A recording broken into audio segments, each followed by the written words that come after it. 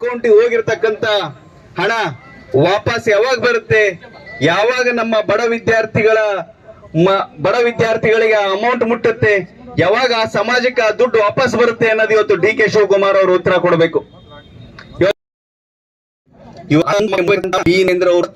ಇವತ್ತು ಲೂಟ್ ಇದೆ. ಇವತ್ತು ಈ ಸರ್ಕಾರ ಬಹಳ ಎಸೆಯಾಗಿದೆ. ಅಲ್ಲಿ ಹಗರಣ ನಿಮ್ಮನ್ನೇ ನೋಡಿದಿರಿ, ಇಲ್ಲಿ ಕೂಡ ಹಗರಣ ಆಗಿದೆ. ಪ್ರಾಧಿಕಾರದಲ್ಲಿ 8,50,00,000 ಲೂಟಿ ಹೊಡಿತಕ್ಕಂತ ಕೆಲಸವನ್ನ ಕಾಂಗ್ರೆಸ್ ಸರ್ಕಾರ ಮತ್ತು ಇಲ್ಲಿಯ ಜನಪ್ರತಿನಿಧಿಗಳು ಮಾಡಿದ್ದಾರೆ. ಏನು ಎಸ್ಟಿ ಸಮಾಜದ ಇವತ್ತು ಕಾರ್ಪೊರೇಷನ್ ನಲ್ಲಿ ಬೇರೆ ಅಕೌಂಟ್ಗಳನ್ನ ಮಾಡಿ ವರ್ಗಾವಣೆ ಮಾಡತಕ್ಕಂತ ಕೆಲಸ ಮಾಡಿದ್ರು, ಇವತ್ತು ಅದೇ ಪ್ರಯೋಗವನ್ನು ಕೊಪ್ಪಳದಲ್ಲಿಯೂ ಸಹ ಮಾಡಿದ್ದಾರೆ. ಇವತ್ತು ಒಬ್ಬ ಗುತ್ತಿಗೆಯಲ್ಲಿ ಕೆಲಸ ಮಾಡ್ತಿರ್ತಕ್ಕಂಥ ಪ್ರಾಧಿಕಾರದಲ್ಲಿ ಮಾಡಿರ್ತಕ್ಕಂಥ ಒಬ್ಬ ವ್ಯಕ್ತಿ ತನ್ನದೇ ಆದಂತ ಅಕೌಂಟ್ ಮಾಡಿಕೊಂಡು ಬಡ ಜನರು ನಮಗ್ ಸೈಟ್ ಬೇಕು, ನಾವು ಮನೆ ಕಟ್ಟಬೇಕು ಅಂತ ಕನಸು, ಇವತ್ತು ಬಡವರದು ಒಂದು ಜೀವನ ಪರ್ಯಂತ ದುಡಿದಂತ ಹಣವನ್ನ ಶೇಖರಣೆ ಮಾಡಿ ಇವತ್ತು ಈ ಪ್ರಾಧಿಕಾರಕ್ಕೆ ದುಡ್ಡು ಕಟ್ಟಂತ ಕೆಲಸ ಮಾಡಿದ್ದಾರೆ.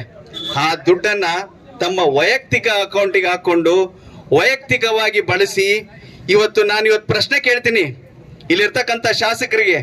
ಇವತ್ತು 8 ದಿನ ಆಯ್ತು ಮಾಧ್ಯಮ ಮಿತ್ರರು ಮತ್ತು ಗಂಗಾವತಿಯ ಒಬ್ಬ ಮಹಿಳೆ ಬಂದು ಇಲ್ಲಿ ಪ್ರಶ್ನೆ ಮಾಡಿದಾಗ ಇದು ಬೆಳಕಿಗೆ ಬಂತು. ಇವತ್ತು ಶಾಸಕರು ಯಾಕೋ 8 ದಿನದಿಂದ ಸುಮ್ಮನೆ ಇದ್ದಾರೆ. ನಾನು ಇವತ್ತು ಪ್ರಶ್ನೆ ಕೇಳ್ತೀನಿ, ಯಾರೇ ಅವ್ರನ್ನ ಅಧಿಕಾರಿಗಳನ್ನ ಇಲ್ಲಿ ಕರ್ಕೊಂಡ್ ಬಂದಿರೋದು? ಯಾಕೆ ಅವ್ರನ್ನ ನೀವು ಗುತ್ತೇದಾರದ ಮೇಲೆ ಆಧಾರದ ಅಡಿಯನ್ನ ನೌಕರಿಗೆ ತಗೊಂಡಿದ್ದೀರಾ? ಅವ್ರನ್ನ ತಾವೇ ಶಾಸಕರಿದ್ರ ಅವಾಗ ಯಾರ ಒತ್ತಡದ ಮೇಲೆ ಇದು ನಡೀತು? ಯಾರ ಒತ್ತಡದ ಮೇಲೆ ಅಕೌಂಟಿಗೆ ಟ್ರಾನ್ಸ್ಫರ್ ಆಗ್ತಕ್ಕಂತ ಕೆಲಸ ಆಯ್ತು? ಇವತ್ತು ನಾನು 1 ವಾರ ಆಯ್ತು ಯಾವುದೇ ಕಾಂಗ್ರೆಸ್ನ ನಾಯಕರುಗಳು ಇದ್ರ ಬಗ್ಗೆ ಉತ್ತರ ಹೇಳ್ತಾ ಇಲ್ಲ. ಇವತ್ತು ಯಾರ್ಯಾರಿಗೆ ಇದು ಟ್ರಾನ್ಸ್ಫರ್ ಆಗಿದೆ ಏನಾದರೂ ಆಗ್ಬೇಕಲ್ಲ, ತನಿಖೆ ಆಗ್ಬೇಕಲ್ಲ. ಇವತ್ತು ಒಬ್ರು ಸಹ ಇವತ್ತು ಅರೆಸ್ಟ್ ಆಗಿಲ್ಲ. ಎಲ್ಲ ಇವತ್ತು ಪೇಪರ್ ಅಲ್ಲಿ ಬಂದಿದೆ, ಟಿವಿಯಲ್ಲಿ ಬಂದಿದೆ. ಇವತ್ತು ಒಬ್ರು ಕೂಡ ಅರೆಸ್ಟ್ ಆಗ್ತಕ್ಕಂತ ಕೆಲಸ ಆಗಿಲ್ಲ. ಇವತ್ತು ಜಿಲ್ಲಾ ಉಸ್ತುವಾರಿ ಸಚಿವರು ದೊಡ್ಡದಾಗಿ ಮಾತಾಡ್ತಾರೆ, ಸಂಘ ಸಂಸ್ಥೆಗಳ ಬಗ್ಗೆ ಮಾತಾಡ್ತಾರೆ.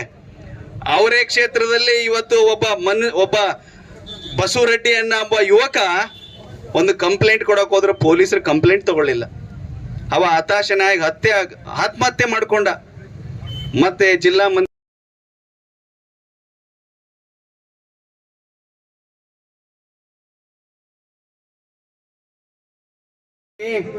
ದಲಿತ ಸಮಾಜದ ನೀವು ಬಂದಿದ್ದೀರಲ್ಲ ಅದಕ್ಕೋಸ್ಕರ ಹೋರಾಟ ಅಲ್ಲ.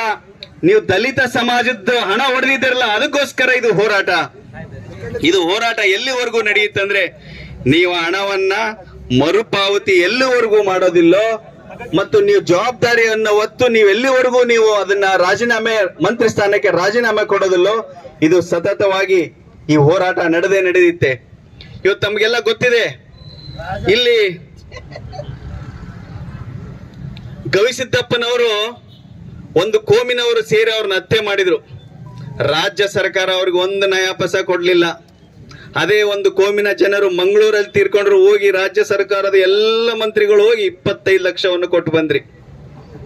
ಇವತ್ತು ಅದೇ ಸಮಾಜದ ಎಸ್ಟಿ ಸಮಾಜದ ಹುಡುಗ ಕಾರ್ಯಾಲಯದ ಮುಂದೆ ಇವತ್ತು ಇದನ್ನ ಅಂತ್ಯ ಮಾಡ್ತೇವೆ. ಈ ನಿಲ್ಲೋದಿಲ್ಲ. ಈಗಾಗಲೇ ಸದನದ ಒಳಗಡೆ ನಮ್ಮೆಲ್ಲ ಶಾಸಕರು, ಪರಿಷತ್ ಸದಸ್ಯರು ಎಲ್ಲರೂ ಕೂಡ ಹೋರಾಟವನ್ನ ಮಾಡ್ತಾ ಇದ್ದಾರೆ. ಅಲ್ಲಿವರೆಗೂ ಕೂಡ ನಮ್ಮ ಹೋರಾಟವನ್ನ ಇಲ್ಲಿಗೆ ತಾತ್ಕಾಲಿಕವಾಗಿ ಜಿಲ್ಲಾಧಿಕಾರಿಗಳ ಕಾರ್ಯಾಲಯದ ಮುಂದೆ ನಾವು ಅಂತ್ಯವನ್ನ ಮಾಡ್ತೇವೆ. ಪ್ರತಿಕೃತಿ ದಹನ ಮಾಡೋದ್ರ ಜೊತೆಗೆ ಇವತ್ತು ಜಿಲ್ಲಾಧಿಕಾರಿಗಳಿಗೆ ಮಾನ್ಯ ವಿಧಾನ ಪರಿಷತ್ ಸದಸ್ಯರಾಗಿರುವಂತಹ ಶ್ರೀಮತಿ ಹೇಮಲತಾ ನಾಯಕ್ ಅವರು ಮನವಿಯನ್ನ ಓದೋದ್ರ ಮೂಲಕ ಭ್ರಷ್ಟಾಚಾರದ ಸ್ಪಷ್ಟ ಆರೋಪ ಹೊತ್ತಿರುವ ಸಚಿವ ನಾಗೇಂದ್ರ ರಾಜೀನಾಮೆ ಸಲ್ಲಿಸಲು ಒತ್ತಾಯ. ಮಹರ್ಷಿ ಶ್ರೀ ವಾಲ್ಮೀಕಿ ಅಭಿವೃದ್ಧಿ ನಿಗಮದ 187 ಕೋಟಿ ರೂಪಾಯಿಯ ಹಗರಣದಲ್ಲಿ ಜಾರಿ ನಿರ್ದೇಶನಾಲಯವು ನಾಗೇಂದ್ರ ವಿರುದ್ಧ ದೋಷಾರೋಪ ಪಟ್ಟಿ ಸಲ್ಲಿಸಿದೆ. ಅದರಡಿ ಹಗರಣದ ಆರೋಪ ಹೊತ್ತಿರುವ ನಾಗೇಂದ್ರರು ಇದೀಗ ಸಚಿವರಾಗಿದ್ದು ಅವರನ್ನು ತಕ್ಷಣವೇ ರಾಜೀನಾಮೆ ಸಲ್ಲಿಸಬೇಕೆಂದು ಭಾರತೀಯ ಜನತಾ ಪಕ್ಷವು ಒತ್ತಾಯಿಸುತ್ತದೆ. ಇವತ್ತು ಬಿ ನಾಗೇಂದ್ರನ ಪ್ರತಿಕೃತಿಯನ್ನು ದಹನ ಮಾಡಬೇಕು. ನೋಡ್ರಿ ಅದ ಅಲ್ಲಿ ಮುಂದೆ ನೋಡ್ರಿ ಭ್ರಷ್ಟ ಸಚಿವ ಬಿ ನಾಗೇಂದ್ರ ಹಚ್ಚು 180 ಕೋಟಿ ಲೂಟಿ ಮಾಡಿದವ ನಾಗೇಂದ್ರ 180 ಕೋಟಿ ಲೂಟಿ ಮಾಡಿದವ ನಾಗೇಂದ್ರ 180 ಕೋಟಿ ಮಾಡಿದ ನಾಗೇಂದ್ರಗೆ ಕೋಟಿ ಲೂಟಿ